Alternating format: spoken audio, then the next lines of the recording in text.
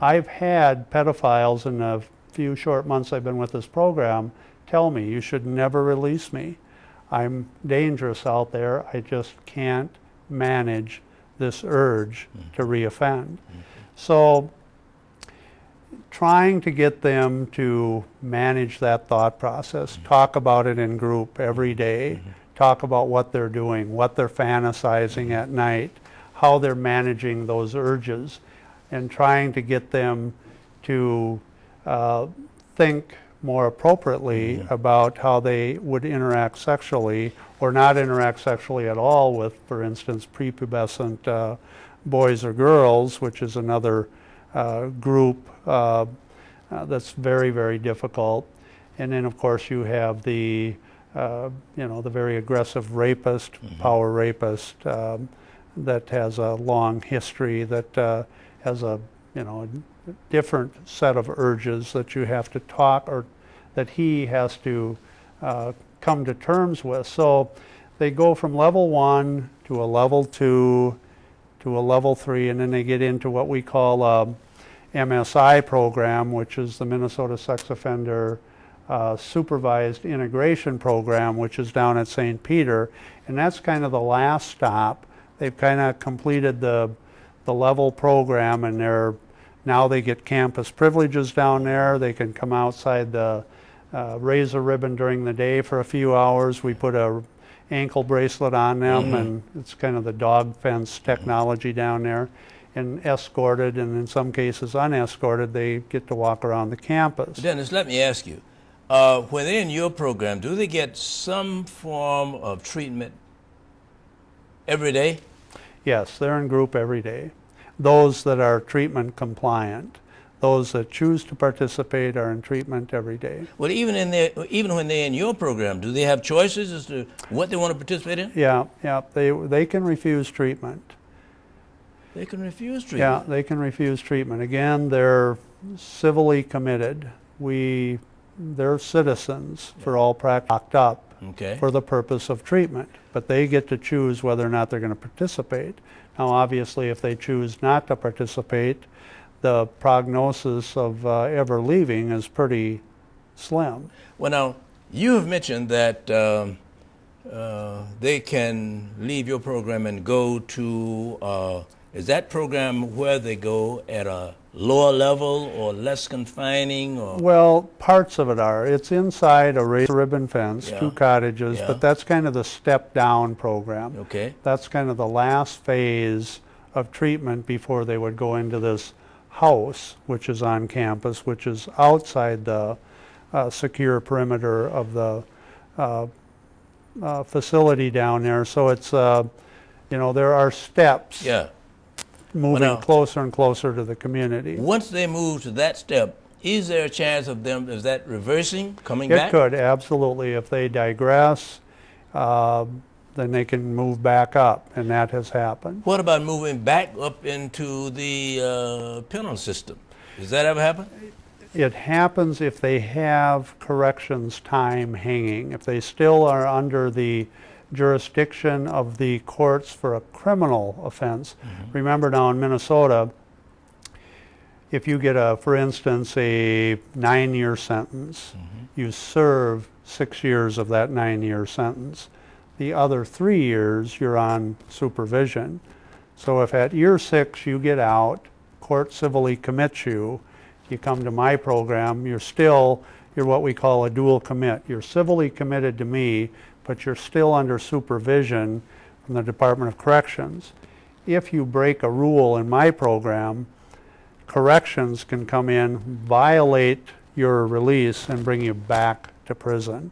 But they can only stay in prison until the expiration of that sentence. So at the 9-year mark, then they'd come back to me and they couldn't go back to prison. Okay. In your program, is there a chance that a could commit a crime against in the program? Sure, and that's happened too. We have had referred to the county for assault, medical that their offenses, evasion, to the federal system for tax evasion. So yeah, they can commit a crime and serve on the first offense, and at that point they'd be released back to me. They dual commit it. Also commit a crime against? Yes. Yes. Well, very young or very old? Yeah, we have some 18, 19, 20-year-olds, and we have some 70-year-olds. The average age, I think, is around 40 years, so it's kind of in the middle there. Many of them are in that 30, 35, but the average is 40. But many of those men are going to die there. Some of the older guys just are not interested in treatment and haven't participated in years, and we have what we would call a geriatric or seniors unit where they live down at St. Peter. So, and this is an expensive program. It's not cheap. And Minnesota has, I think next to California, the highest number of civil commits in the United States. Has any research been done as to why that may be true? Well, I think we sort of know. I think the Drew Shadeen tragedy really drove the courts and the Department of Corrections and the legislature to really take a hard look at sex offenders. And I think Minnesota has made a decision that we're not going to put people in harm's way or risk public safety again when it comes to sex offenders. We're going to be very cautious. We're not going to be careless about on the end. We're not going to take the kinds of risks that are going to put people in harm's way. I mean, again, you look at the files of these people, these are not first-time offenders. Dennis, listen, we have less than 2 minutes left. The one question I do want to ask you is that whether or not you are satisfied with us to get people back into the communities. Well, again, our responsibility is to provide the very best treatment that we can find, and we're working hard at that. It's the civil commit's responsibility to work his way through that program, and it's his responsibility to convince the courts that he's responded to treatment and that he's ready to be given another chance to reintegrate himself back into the community.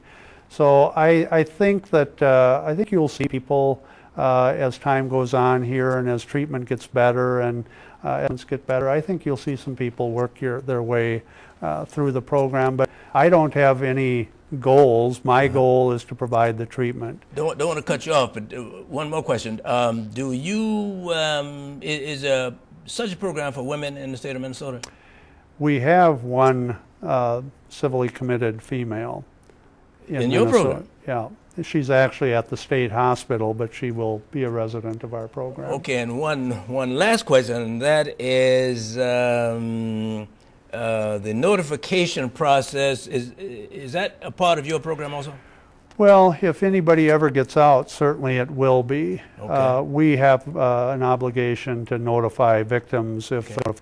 Thank you. Here. Dennis Benson is Executive Director of the Minnesota Sex Offenders Program. I certainly hope you have some view as to what happens in the program. That's it. That's all for this week's edition of the Art Cunningham Show. I'm glad you joined us. Until next time, try and make history in somebody's life. Bye-bye. Thank you. Thank you. Yeah. I appreciate that. We still didn't get to all the stuff I wanted to get to. You know, I think you give us some someday, Art, you should get my clinical director.